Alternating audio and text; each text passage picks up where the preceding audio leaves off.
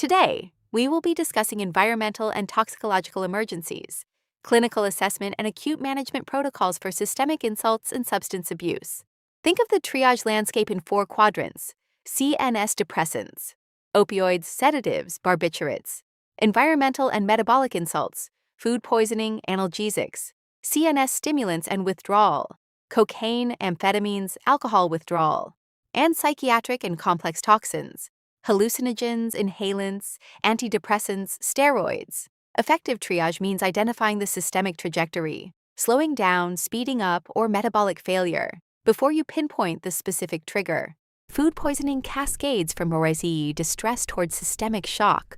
On onset, assess the food consumed, symptom timing, and who else was affected. Primary symptoms are nausea, vomiting, diarrhea, and abdominal pain, carrying high risk for hypovolemic shock. Watch for red flag divergence, neurological symptoms, respiratory paralysis, seizures, or fever.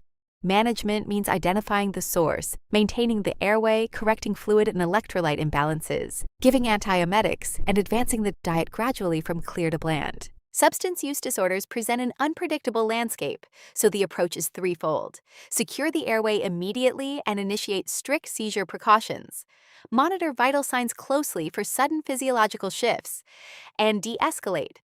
Maintain staff safety with de-escalation techniques while preparing to refer for substance use treatment. The depressant spectrum drives respiratory and CNS failure. Opioids present with pinpoint pupils, respiratory depression, and coma. The antidote is naloxone. Sedatives and hypnotics present with confusion, respiratory depression, and coma. Manage with airway support and psychiatric referral, giving flumazenil only if indicated. Other CNS depressants present with ataxia and respiratory failure, requiring strictly supportive management and continuous monitoring, since there's no specific reversal agent.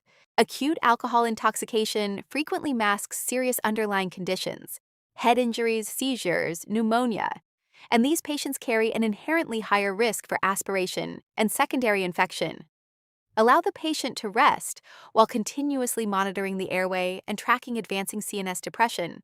Sedation may be needed to prevent injury, but watch closely for sudden hypotension and shifting level of consciousness. Admit for detox or rehabilitation as needed. Sudden cessation of prolonged alcohol use triggers a rebound effect. Early withdrawal brings elevated vital signs. Delirium tremens, onset typically 48 to 96 hours after the last drink, is a life-threatening severe form, marked by tachycardia, hypertension, hyperthermia, profuse sweating, and hallucinations spanning every sense. Complications carry high risk of pneumonia, trauma, hepatic failure, hypoglycemia, and cardiovascular collapse.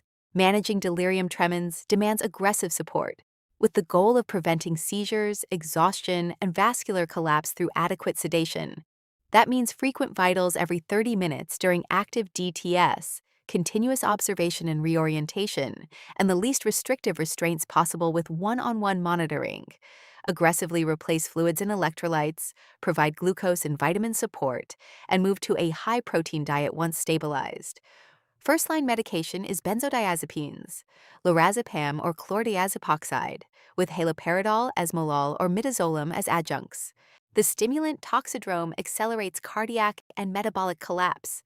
Cocaine drives cardiovascular overdrive, chest pain, arrhythmias, hyperthermia, seizures.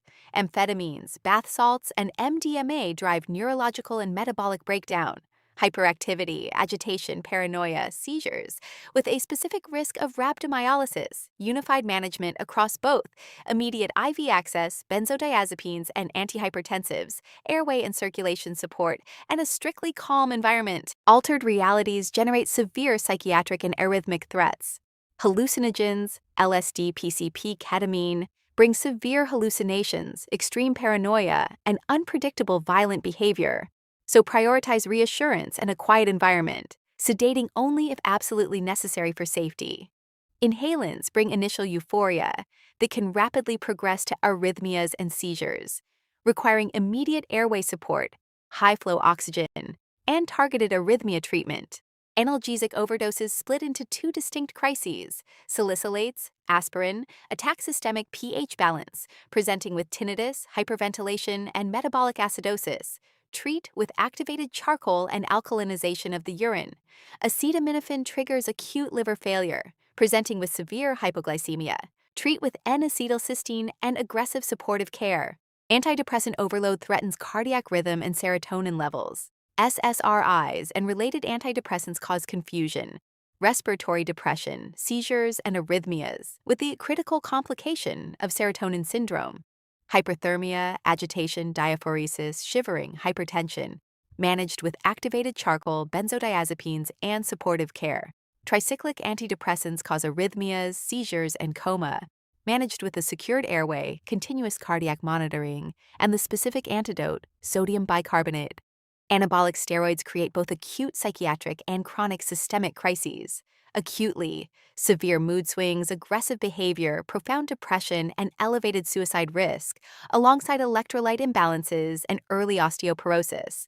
Long-term, progressive, irreversible cardiovascular complications and chronic immunosuppression.